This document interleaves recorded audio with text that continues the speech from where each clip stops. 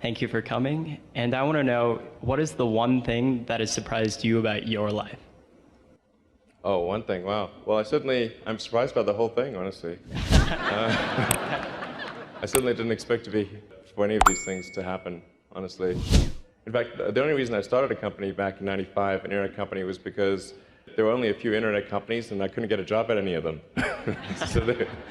I tried to get a job at Netscape and sent my resume in and tried hanging out in the lobby, but I was too shy to talk to anyone. And then I was like, okay, well, I guess I'll have to start a company because I can't get a job anywhere. First of all, I'd say starting a business is not for everyone. Generally, starting a business, I'd say, number one is have a high pain threshold. There's a friend of mine who's got a good saying, which is that starting a company is like eating glass and staring into the abyss. That's generally what happens, because when you first start a company, there's lots of optimism, and things are great. And then, so happiness at first is high. Then you encounter all sorts of issues, and happiness will steadily decline. And then you'll go through a whole world of hurt. And then eventually, if you succeed, and in most cases you will not succeed, and Tesla almost didn't succeed, came very close to failure, then if you succeed, then after a long time, you will finally get back to happiness. It's very difficult to start companies and quite painful. I think that's important to bear in mind. I don't know if that's probably not encouraging. Let me put it this way, if you need inspiring words, don't do it. You've got to make sure that whatever you're doing is a great product or service. It has to be really great. If you're a new company, I mean, unless it's like some new industry or new market if it's an untapped market, then the standard is lower for your product or service. But if you're entering anything where there's an existing marketplace against large entrenched competitors, then your product or service needs to be much better than theirs. It can't be a little bit better, because then you put yourself in the shoes of the consumer, and they say, why would you buy it as a consumer? You're always going to buy the trusted brand unless there's a big difference. So a lot of times, an entrepreneur will come up with something which is only slightly better. And it can't just be slightly better. It's got to be a lot better. Number three, I'd say, is constantly seek criticism. A well-thought critique of whatever you're doing is as valuable as gold. And you should seek that from everyone you can, but particularly your friends. Usually, your friends know what's wrong, but they don't want to tell you because they don't want to hurt you. It doesn't mean your friends are right, but very often they are right. You should take the approach that you're wrong. Your goal is to be less wrong. If you were 22 today, what would the 5 problems that you would think about working on be? Well, first of all, I think if somebody is doing something that is useful to the rest of society, I think that's a good thing. Like, it doesn't have to change the world. Like, if you're doing something that has high value to people, and frankly, even if it's like just a little game or some improvement in photo sharing or something, if it has a small amount of good for a large number of people, I mean, I think that's fine. Stuff doesn't need to change the world just to be good. How many hours do you work? How looks a normal day in the life of Elon Musk like? Well, it's really varied quite a bit over time. So these days, probably 80, 85 hours a week. For a while, it was over 100 hours a week, and that's a very high amount of pain.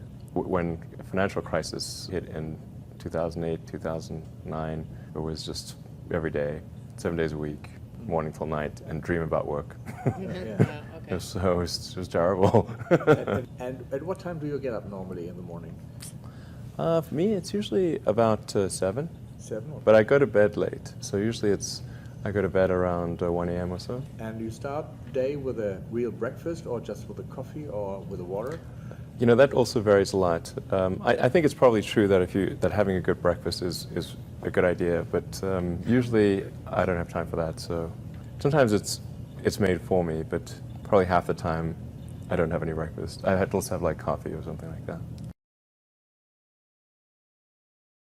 But it's really hard to find someone who can grow a company. Running a company in steady state is much easier than growing a company.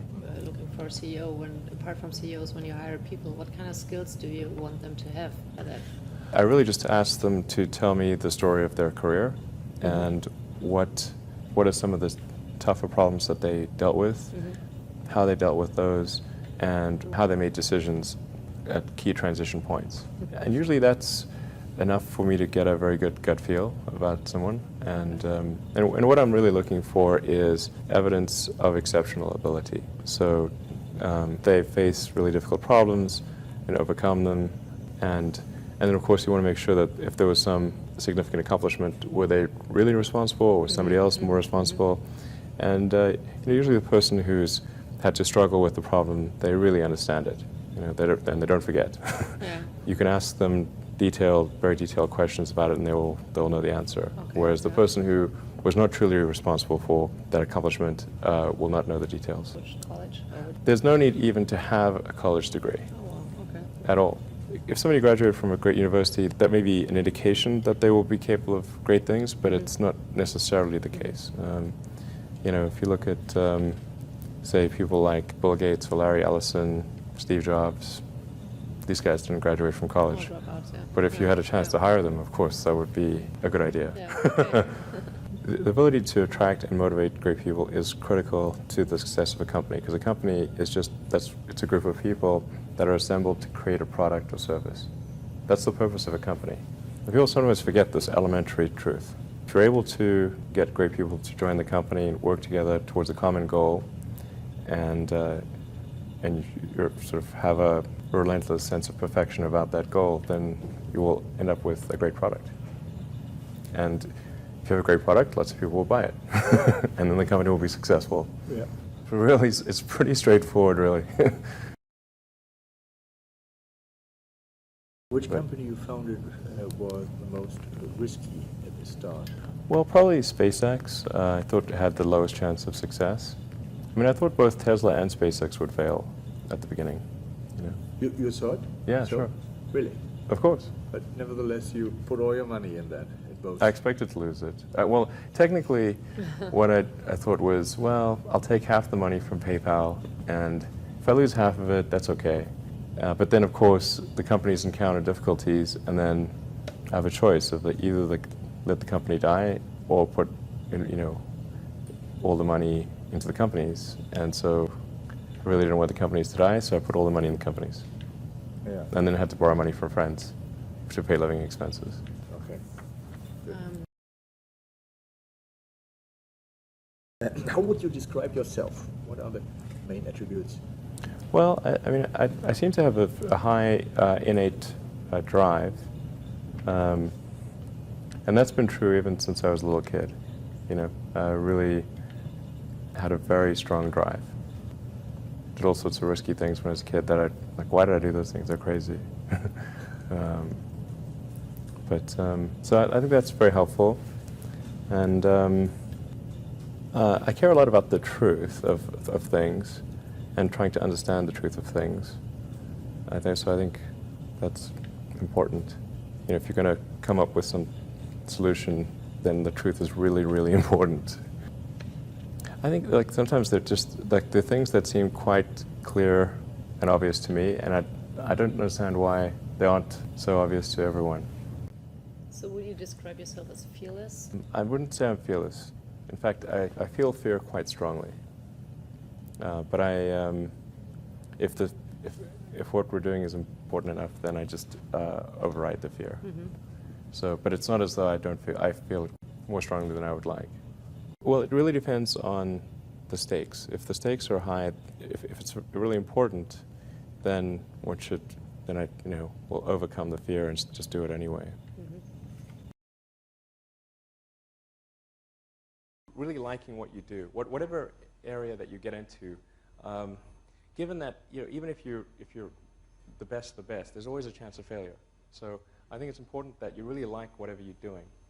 If you don't like it, life is too short.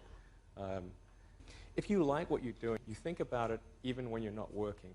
I mean, it's something that your mind is drawn to, and if you don't like it, you just really can't make it work, I think.